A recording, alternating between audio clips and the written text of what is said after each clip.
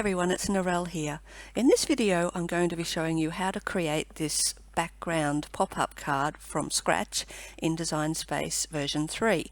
I saw this card style on a video by scrapbook.com recently, and in that video they were using a Sizzix die to create the cutouts, and as soon as I saw that I thought that's definitely something that I could create in Design Space using some of the images on the cartridges. So I've had a bit of a play and I figured it out, and now I'm going to share with you how to create one yourself. So here we are at the home screen in Design Space 3, and we're going to click on the new project so we can create our card. Now from here I'm going to create the card base. So I'm clicking on the Shapes button. I'm going to select a square and a score line. Now I'm going to change the colour of this square just so that it's a little bit easier on the eyes. So I'm going to go with, let's select a dark blue, and then we need to change the size of this square so that it's the size of our card base. So the first thing I need to do is unlock the dimensions. So I click on that padlock there, and the size I'm changing it to is going to be a width of 8.5 inches and a height of 5.5 inches, and that when folded will give us an A2 card. Now I'm going to bring the score line over the top here, and I'll change the height of that to be the same height as the card base, so 5.5 inches. And now I want to actually place this on the card where I want it scored. So I want it to be centered down that way, so vertically as well as horizontally, and doing that means that it will align with the top and the bottom edges of the card. So the quickest way to do that is to select both of those images, then go to the Align button and select Center. Now I could select Center horizontally and then Center vertically, but by selecting the Center button here, it's going to do both of those at the same time. So we'll click that, and now there's my score line centered perfectly on the card base. Now I need to attach that score line so that it stays where I've positioned it when I send it to cut. So to do that, I again select both of those images.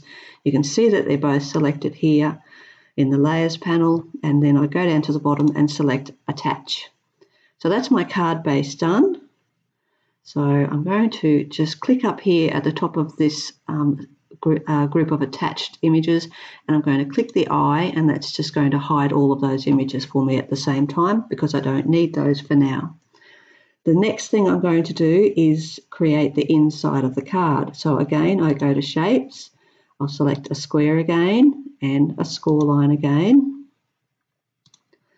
and this time I'm going to change the colour of this one to something a little bit lighter, and again I need to change the size, so I unlock that and change the size, and the inside is going to be 8.25 inches wide by 5.25 inches in height. So there's that piece, and again the same with the score line. I'll change that to 5.25 inches so it's the same height as our rectangle. So now again I'm going to center that on this card, so I'll select both of those images, and now I'm going to select Align and Center.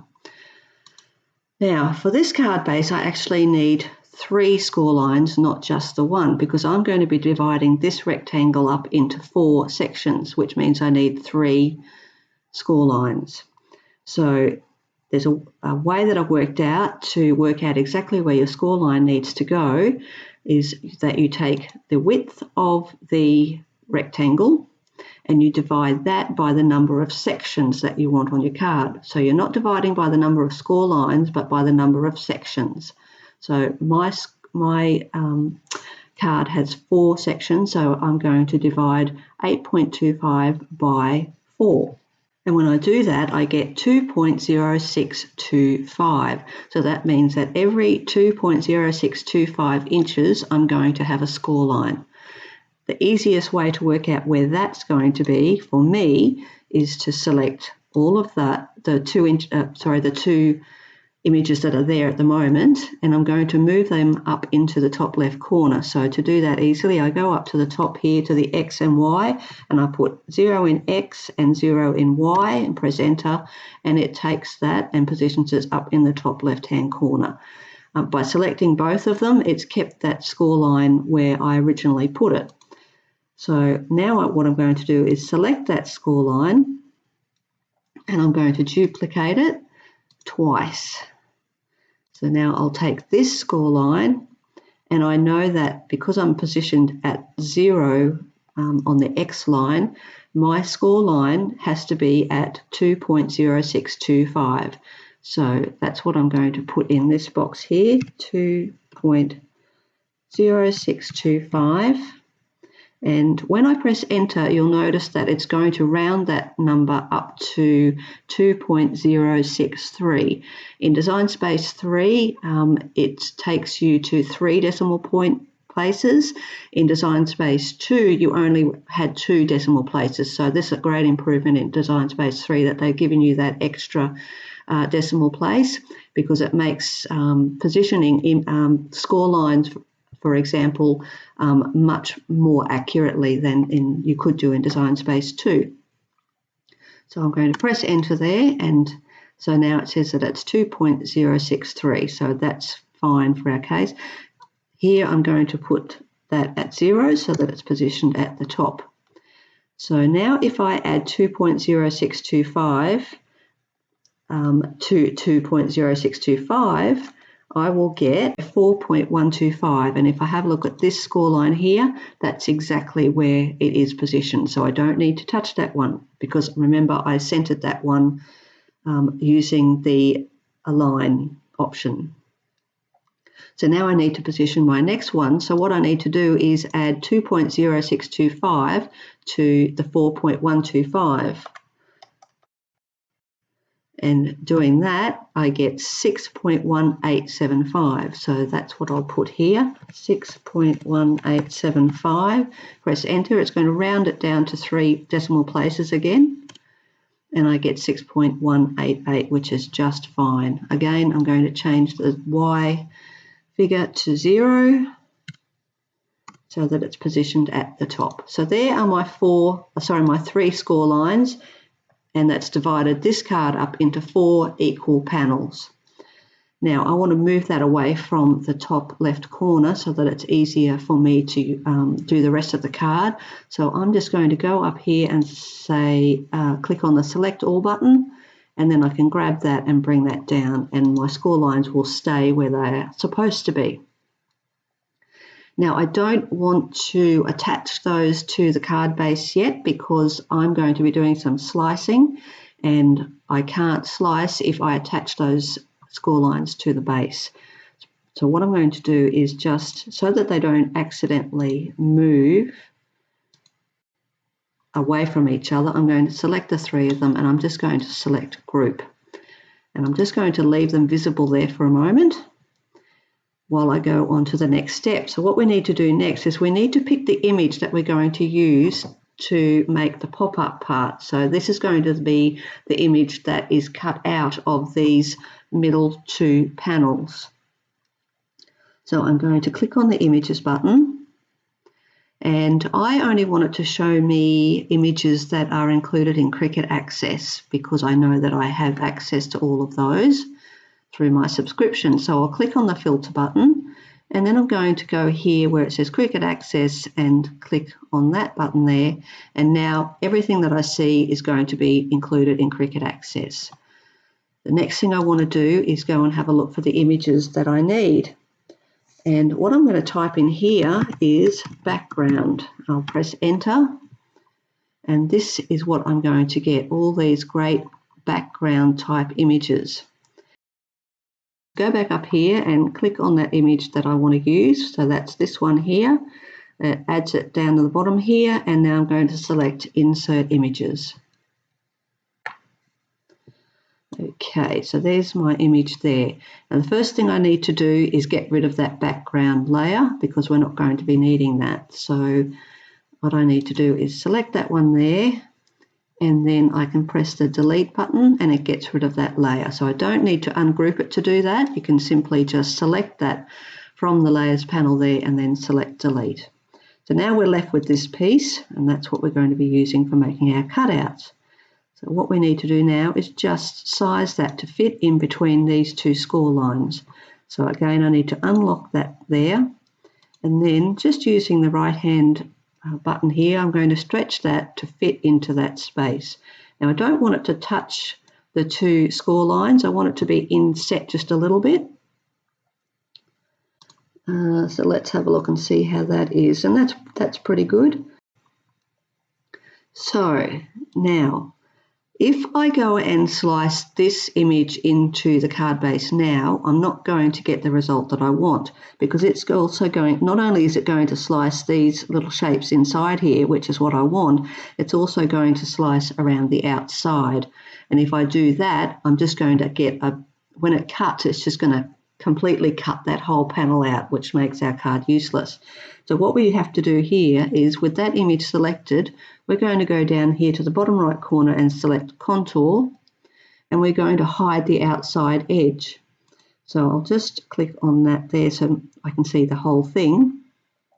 Now as I move my mouse over the top, any time I select one of the little images there, it gets highlighted. So if I clicked on that, it would now be hidden and it wouldn't cut. So I don't want that to happen. What I want to do is select this whole outside edge. So to do that, I'm just going to click anywhere away from one of these little images. So I'll just click in here, and it's now hidden that outside edge. So that's exactly what I want. Let's click X to get out of there, and now you can see how different that looks now. So I'll press undo so you can see what it looked like before. So there it is before, and there it is after I've selected or after I've hidden that outside edge. So the last thing I need to do here to get that to cut out is to select that image and the blue base.